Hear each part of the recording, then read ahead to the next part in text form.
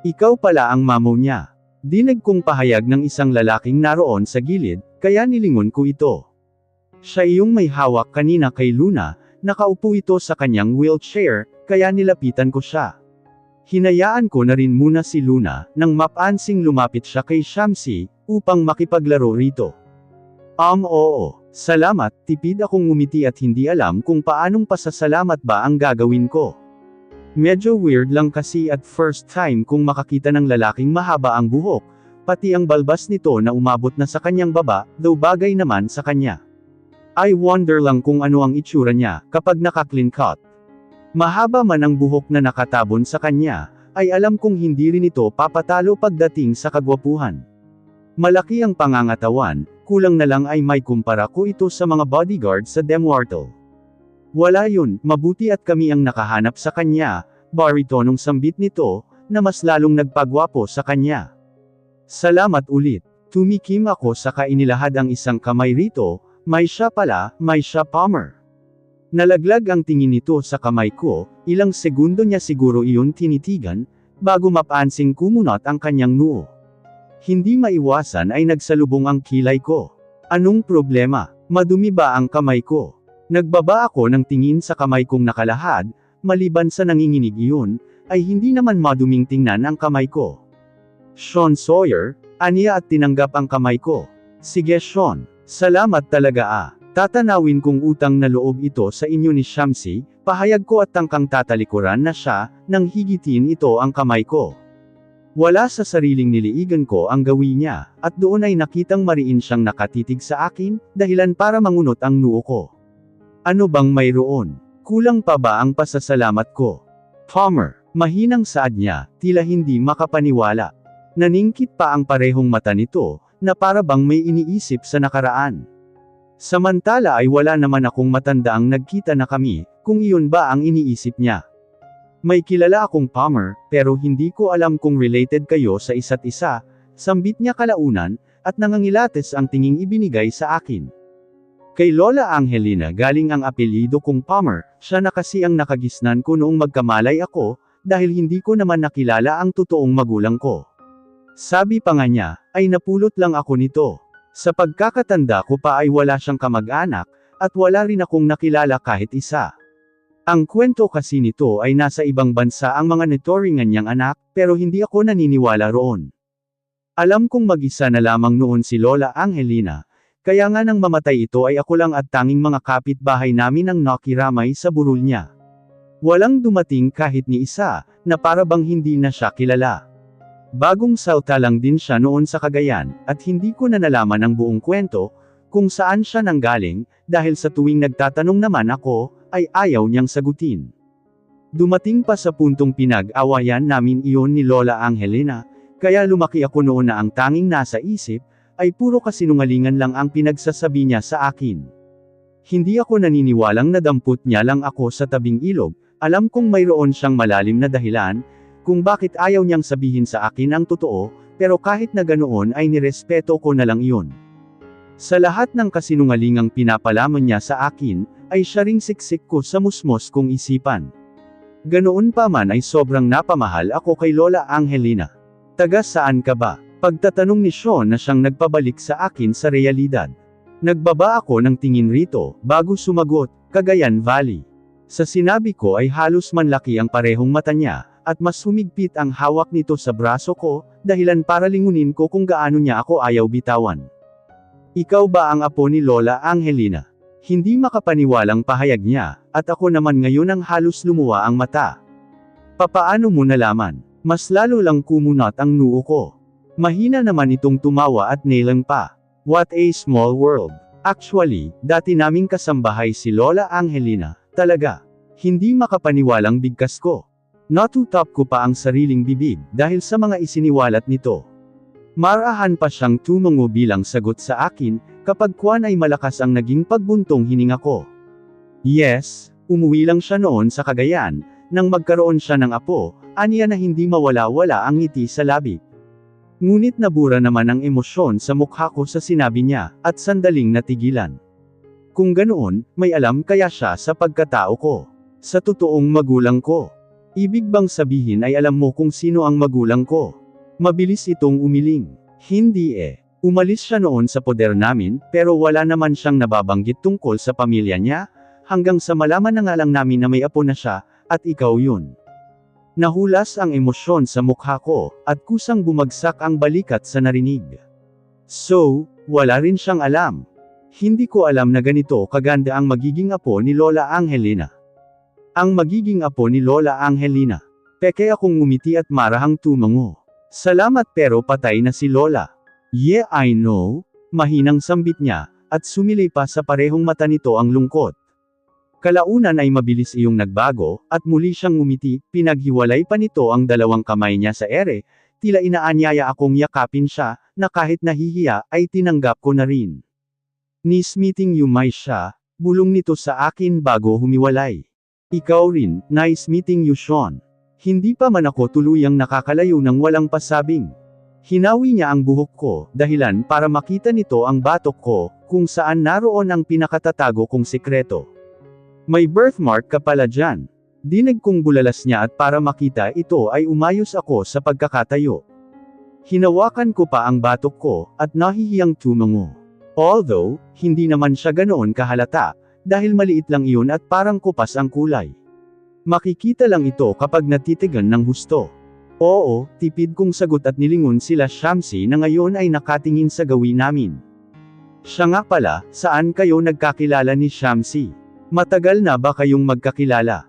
Sunod-sunod niyang tanong kaya nilingon ko ito. Ha, hindi naman, kakakilala ko nga lang sa kanya noong nakaraang linggo, sagot ko rito at tipid na ngumiti.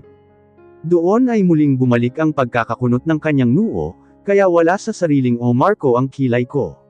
Ano ba naman ang lalaking to? Napakabilis magbago ng emosyon, dinaig pa ang babae. Kung ganoon, saan kayo nagkakilala? Tila desperadong wika niya, at hindi na maalis ang pagsasalubong ng kilay nito. Napansin ko ang mga daliri nito sa kamay, na siyang mahigpit na nakahawak sa handle ng kanyang wheelchair, sa Rampage Society. But don't get me wrong wala lang kasi talaga akong choice at hirap sa buhay, kaya napasok ako roon. Alam mo na, single parent, mahabang lintanya ko. Sa sagot kong iyon ay tila isang kidlat na nahulas ang lahat ng emosyon niya sa mukha, umigting ang kanyang panga at mas naningkit palalo ang parehong mata. Muli kong nilingon sila Shamsi at nang mapansing nakasalampak ang anak kong si Luna sa lupa, ay binalingan ko si Sean. Sige na Sean, salamat pero kailangan ko nang umalis, palem ko rito, at hindi na siya hinayaang magsalita pa. Naalala ko rin kasi yung sinabi sa akin ng isang bodyguard. Anong oras na, at paniguradong kanina pa naghihintay si Third sa akin sa Demwartle. Mabilis kong kinuha si Luna kay Shamsi, na ngayon ay taas ang isang kilay na nakatitig sa akin, o mawang pa ang labi ko ng matintong baka boyfriend niya iyon. O hindi kaya ito yung client niya na nagbayad sa kanya ng halagang 10 million. Shamsi, thank you. Anong pinag-usapan? Hindi ko na siya pinatapos magsalita, nang buhatin ko si Luna at sinabihang magpaalam na. Bye ate ganda, anang Luna at kumaway pa rito. Una na kami Shamsi, see you around. Sambit ko at tuluyan na siyang tinalikuran. Halos lakad takbo ang ginawa ko, para lang makasakay sa van, na ngayon ay naghihintay na lang sa amin. Hindi ko alam kung bakit biglang may van, pero nagpasalamat na lang din ako, at mayroon para mapadali ang biyahe namin. Siguro ay nagpatawag na ang mga bodyguard ng sundo, dahil natitiyak kong kanina pa naghihintay si Third. Kung bakit ba naman kasi kailangan pa niyang pumunta roon. Sa lakas ng tibok ng puso ko, ay para akong kakapusan ng hininga. Hindi rin nagtagal nang makarating kami, kaya nauna na akong bumaba ng van, buhat ko pa rin si Luna at natigil lang nang makita si Manang Felicia, na naroon sa entrance ng Demwartle. Akin na muna si Luna, kanina pa naghihintay ang bisita mo, pahayag niya at dali-daling kinuha sa akin si Luna. Sige po Manang, salamat, sambit ko at nauna nang pumasok sa loob. Nagmamadali kong tinungo ang lounge area, kung saan nasabing doon daw naghihintay si Third. Nang mabuksan ko ang malaking pintuan, ay mabilis ko rin siyang nakita, saka dahan-dahan na nilapitan ito. Huminto lang ako sa gilid niya, at doon ay napansin ko ang mga daliri nitong tinatapik ang lamesa, dahilan para maglikha iyon ng mahinang ingay, na nagpapakitang inip na ito sa kakahintay. Third, I've waited for you for almost 1.5 hours. Where have you been, Maisha? Nagbaba lang ako ng tingin kay Third, na ngayon ay mariin nang nakatingin sa akin, igting ang panga nito, habang nangingit-ngit sa galit. How could he be so sexy when he's angry? Holy, I am so lost. Nananatili akong nakatayo, kaya nakatingala siya sa akin, hanggang sa bumaba ang parehong mata nito sa katawan ko, nagtagal ang mga iyon sa suot kong short sport attire, at walang pasabing hinawakan ang lelayan nun. Pilit na ibinababa sa paraang matatakpan ang naka-exposed kong hita. Ano ba Third? Singhal ko rito at bahagyang umatras. Wala sa sariling tiningnan ko ang suot, at hindi naman yun ganoon kaikli, sapat lang para matakpan ang kalahati ng hita ko. Napansin ko ang pagtaas ng isang sulok ng labi ni Third, bago ako balingan. You're showing too much of your skin, baritonong pahayag niya. And then, this is not too much for Christ's sake. Wala sa sariling napairap ako sa hangin, dala marahil ng pagod at kakamadali kanina, ay nakaramdam ako ng init ng ulo. Kumunat pa ang noo ko, dahil masyado akong nalilito sa mga inaasta nito, at hindi ko alam kung bakit mas dumoble ang pagtibok ng puso ko. Siguro ay dahil nakikita ko sa kanya noon ang Terence, na possessive pagdating sa akin. Ngunit hindi na siya yung Terence na nakilala at minahal ko noon, iba na siya ngayon, kaya bakit ba ako nagpapaapekto sa kanya? Tingnan mo kung nasaan ako, kung ano ako, mahinang turan ko at eminwestre pa ang paligid. Nasa Demwartle ako kung saan pugad ng mga babaeng nagbebenta ng sarili, at isa akong bayaran. Kaya anong pinoproblema niya? Mas malala pa nga sa akin ang iba rito, kung tutusin kaya bakit hindi yun ang suwe niya. Hindi siya umimik, bagkus ay nanatili lang ang seryoso nitong paninitig sa akin, at kitang-kita ko pa ang pagtiimbagang niya. Tumikim ako sa katuluyan ng naupo sa katapat niyang sofa. Ano bang ginagawa mo rito? Akala ko ba ay bibigyan mo ako ng oras para makapag-isip? Wala pa ngang isang araw o. Sunod-sunod kong sambit habang nangungunot ang noo. I doubled the 10 million and I already deposited it, nasa pangangalaga na ng Rampage Society ang perang ibinayad ko sayo. Sa narinig ay halos kumuyam ang dalawang kamao kong naroon nakapatong sa hita ko. 20 million. Pagak akong natawa. Hindi ko alam kung matutuwa ba ako o may insulto sa sinabi niya. Talaga bang bayar ang babae ang turing niya sa akin? Nakailangang idaan lahat sa pera para makuha nito ang gusto niya. Mapait akong ngumiti at nailang iling sa kawalan. Wala nang pag-asa pero sige. Hindi ka na ba makapaghintay? Tanong ko rito, tila nang uuyong pa ang boses. Bumaba ang tingin ko sa leeg nito, nang magtaas baba ang kanyang Adam's apple. Huminga ito ng malalim, bago dumukwang palapit sa akin at itinukod pa ang dalawang siko sa lamesa. I don't have much time to wait. I want my memories back as soon as possible, aniya at hindi nakaligtas sa tainga ko ang pagsusumamo sa boses niya. Sa tingin mo ba, sa paraang ito ay matutulungan kitang maibalik ang nawawala mong memorya? Hibat ang balikat nitong tinitigan ako. Siguro ay oo, siguro rin ay hindi. Pero wala namang mawawala kung susubukan, hindi ba? Napabuga ako sa hangin, animoy nawawalan na ng pag-asa sa buhay. Wala na akong kawala, noong Terence noon, lahat ng gugustuhin nito ay madali niyang makukuha. I know him too well, kaya heto ako at mukhang magpapaalipin na naman sa kanya. Muli ay napabuntong hininga ko, saka siya pinasadahan ng tingin pababa sa kabuuan niya. Wearing a black tuxedo with red necktie, nakapormado rin ang buhok nito, dahilan para umangat ang natatangi niyang facial features. He looks dominant in any way. God, ang gwapo pa rin. Anong terms of condition mo rito? May mga rules ka ba? I wanna know so I can back out, pahayag ko kahit pa alam kung wala na talaga akong choice. Ngumisi ito sa narinig, na para bang nasisiyahan sa sinabi ko. Wala, you can do all you want. Really, can you free me? Mabilis kong tanong dahilan para kumunat ang noo niya. No, of course not, matigas niyang sambit ngunit tinawanan ko lang. Here in Demwartle, segunda ko habang tumatawa pa rin. Sa sinabi ko ay parang natauhan naman siya. Marahan itong tumungo at malakas na tumikim, bago umayos sa pagkakaupo. Ang akala niya siguro ay magbaback out ako. Well, pwede kung gugustuhin ko, pero siguro ay huwag muna. Isusugal ko na lang ang natitirang pride ko para maayos itong pinoproblema niya. Yes, iyon naman talaga ang balak ko, kaya ako nagpunta rito para sunduin ka, sagot niya at saka pangumisi. So, pack all of your things. Ngayon ka rin aalis dito, as you wish. Napahigpit ang kapit ko sa bimpong hawak ko, nang may maalala. Aalis na ako rito. Ako lang ba? Paano ang anak ko? Paano si Luna? Hindi naman pwedeng maiwan siya rito mag-isa. Oo, at nariyan si Manang Felicia na handang mag-alaga at tumulong, ngunit ayaw ko. Ayokong mawalay sa akin si Luna. Hindi ako makakatulog sa gabi na hindi siya kayakap. Hindi rin ako sanay sa umaga na hindi siya ang unang nabubungaran. Malulungkot ako, mapupuno ng takot ang puso ko. Paano na lang siya, hindi ba? Third, ano kasi, sandali akong tumigil at nagpalingalinga sa paligid. Hindi ko alam kung paano ko sasabihin sa kanyang may anak ako, na gusto kong isama sa paglabas ng Demwartle. Ayokong iwan iyon dito, at hindi ako aalis kung hindi siya kasama. What now may siya? Go up and, paano ang anak ko? Mabilis kong tanong dahilan para matigilan siya. Halos manlaki naman ang dalawang mata nito, at nanginginig ang kamay na itinuro ako. You what? Mapait akong ngumiti ng mahimigan ko ang pagkadismaya sa boses niya.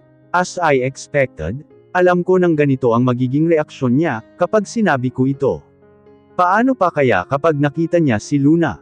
Sabi mo I can do what I want, so gusto kong isama ang anak ko, kung saan mo man ako balak dalhin. Matigas kong pahayag, pilit pinapatatag ang sarili. Paano ang anak ko? Ilang sandali siyang natigilan at walang imak, kaya nagkaroon ako ng oras para titigan siya. Hindi may pinta ang mukha nito, lumikot pa ang dalawang mata, na parabang naghahanap ng pwedeng maisasagot sa akin. Sa itsura pa lang niya, ay nakikita kong hindi siya payag sa gusto ko. Siguro ay iniisip na niyang isa akong pakawalang babae, at nabuntis ng isang kliyente ko rito sa Rampage Society, pero hindi pinanagutan. Kung ayaw mo, pwede mo namang bawiin ang offer na ibinayad mo sa akin. Marami pang iba riyan na hindi ka tatanggihan, walang emosyong pahayag ko, nananatiling dismayado sa katotohanang nangyayari. Inayos ko ang sarili, upang makaalis na dahil sobrang bigat na ng dibdib ko, na anytime ay baka mag-breakdown ako sa harapan niya, at ayokong mangyari yun. Wait here woman, mahinang usel niya kaya nilingon ko ito. Who is the father of your child? Wala na ba kayo? I mean kung kukunin kita, kailangan ay wala ka ng connection sa mga naging lalaki mo. Wow, show to lang talaga. Halos manginig ang kalamnan ko, at talaga namang nagpantig ang dalawang tainga ko sa narinig. Galing pa sa mismong bibig niya, kaya sobra akong nanlumo sa pinaghalong gulat at sakit. Gusto ko siyang sampilan sa mga oras na yon, pero laking pagpipigil ko kaya pasalamat siya, shote talaga siya, mga lalaki. Makapagsalita siya ay parang alam na niya ang buong kwento ng buhay ko Gusto mong malaman kung sino? Matapang kong tanong at marahas na tumayo. Yes, antong hininga siya. I hate you. Baka mahimatay ka kapag sinabi ko, pang-uuyam ko at kahit mabigat ang loob ay ngumisi ako. Isa pa, wala naman siyang kwentang tao, kaya hindi mo na kailangang malaman. He's a kind of trash. Iyon lang at walang lingon-lingon na nilayasan siya. Mabibigat ang paang lumabas ako ng lounge area. At doon ay nabungaran ko sila Manang Felicia na kasama si Luna, na siyang buhat pa rin niya. Mataman silang naghihintay sa akin. Mama, masiglang turan ni Luna nang makita ako. Akin na po, mahinang sambit ko at kinuha na si Luna kay Manang. Salamat po. Sige hiha, sagot ni Manang, ngunit hindi na ako nagsalita, at dali-daling pumasok ng elevator, may siya.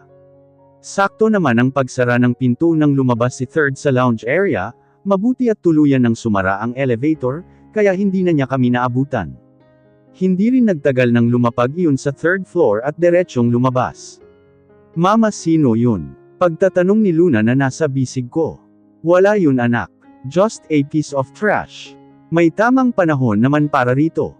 Ayokong biglain si Luna. Isa pa, hindi naman nito hinahanap ang ama niya. Wala siyang nababanggit sa akin kung nasaan ang papa niya, kaya panatag ako noon na okay lang sa kanya, kahit hindi nito makilala si Terence. Pagkapasok sa loob ng unit ay mabilis ko rin siyang ibinaba sa mahabang sofa, at pumasok sa kwarto sa kapad-apang sumubsob sa kama. Hindi pa man nagtatagal nang sinundan ako ni Luna. Kamukha ko siya mama, siya na ba si papa?